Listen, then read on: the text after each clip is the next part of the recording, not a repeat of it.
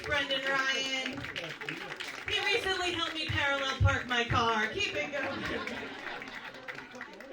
You guys, I am excited to be here. I was not excited to drive here.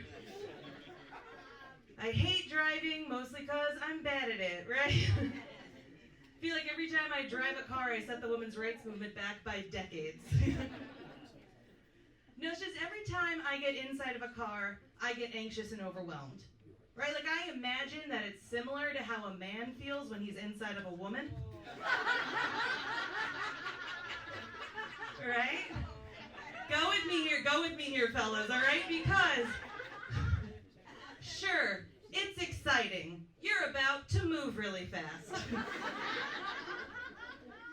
But you're also in charge of a lot of complex machinery, and you don't totally know how it works. Right? Thank you. No. You're just sitting there looking at those headlights going, am I supposed to touch something, or do those turn on automatically? I don't... Looking at a small parking space saying, can I fit in there, or will I scratch the side? I don't know. Every time you pull out, you just think, God, I hope I don't have an accident.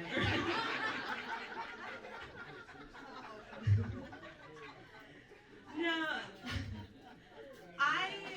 I hate driving so much that I'm thinking about getting married. Alright, like, I'm not in a relationship or anything. It just seems like the fastest way to getting a free chauffeur. Any married couples here tonight? Any married couples? Yeah, how long have you guys been married? 25 years. Give it up for them, you guys. 25 years. All right. And does one of you do most of the driving? Yeah, that's what I'm talking about, you guys. That's what I want. And I also need to stop dating my Uber drivers. It's bringing my rating way down. That's the truth. No, my love life isn't great. All right, like, I recently got a targeted ad suggesting that I become a nun.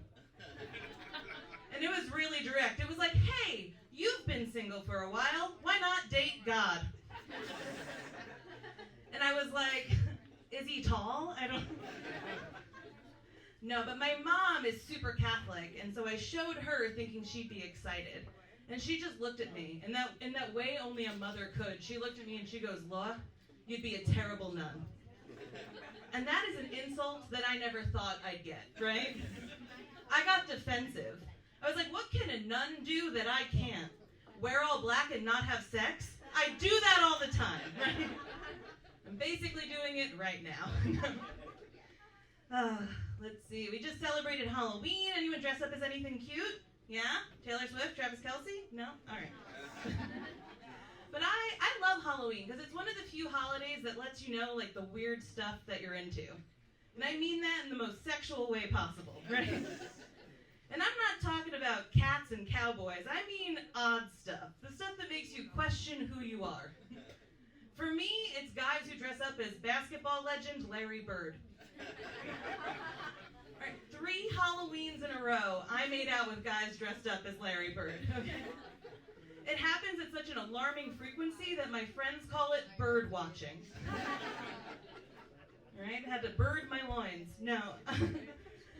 But you might be wondering, like, how is she encountering this many guys dressed up as Larry Bird? I used to live in Boston, and he's really big up there. I mean, ladies, he's big everywhere. You know what I mean? No. But it's funny, because before this started happening, I don't know that I really knew who Larry Bird was. Like, my entire knowledge of the NBA is based on the film Space Jam. I could not tell you one single statistic about Larry Bird's career, but I could tell you in vivid detail how I imagine he makes sweet, sweet love to a woman. She gets it. But attraction is weird. Like, I think for all the weird stuff you're attracted to, people are attracted to just as strange things about you. Like, look, I'm not a sexy person.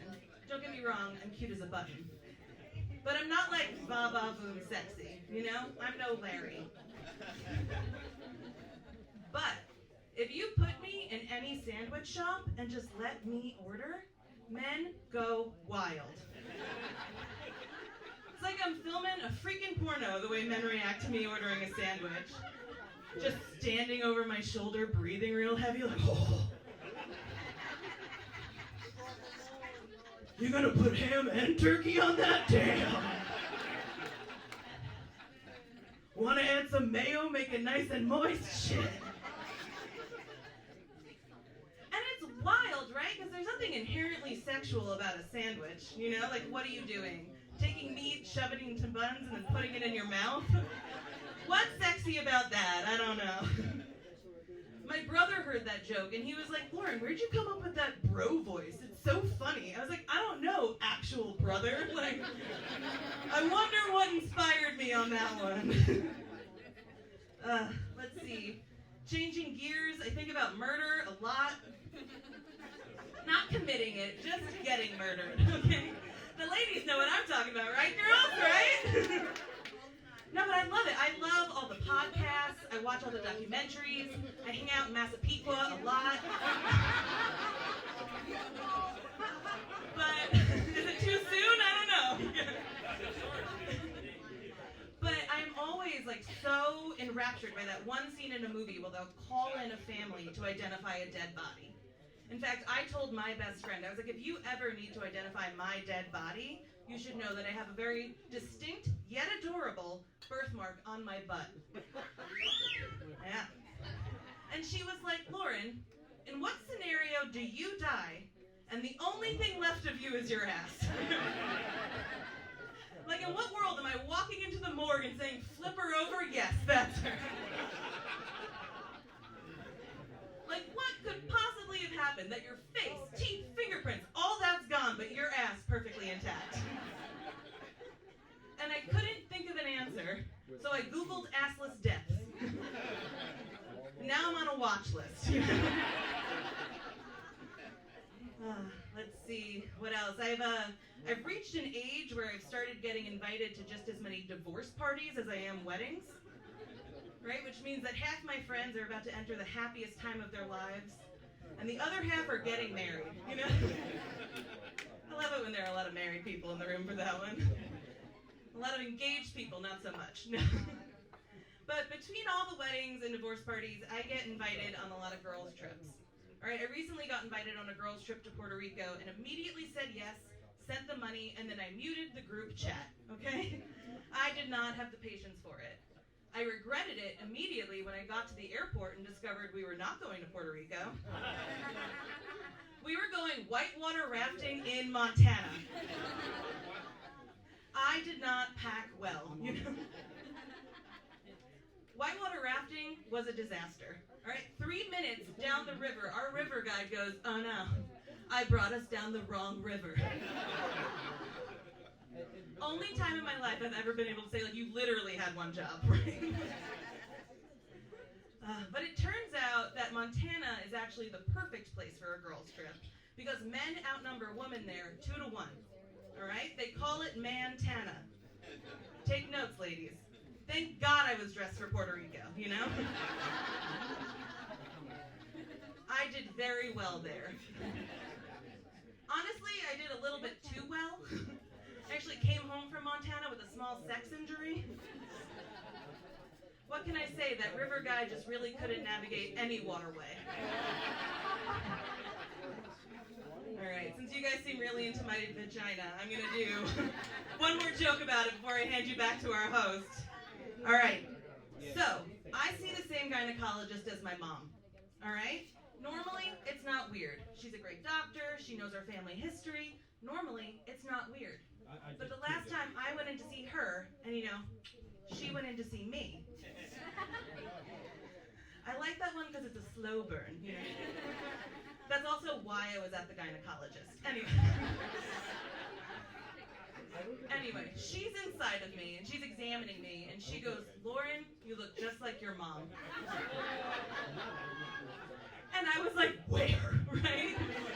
Like, where are you looking when you traumatize me with that? Because I know I have my mom's eyes. But do I also have her lips? I don't. All right, I know you guys might be thinking, bold move going out on a joke about your mom's vagina. But the thing is, I grew up there, so I feel entitled to, all right?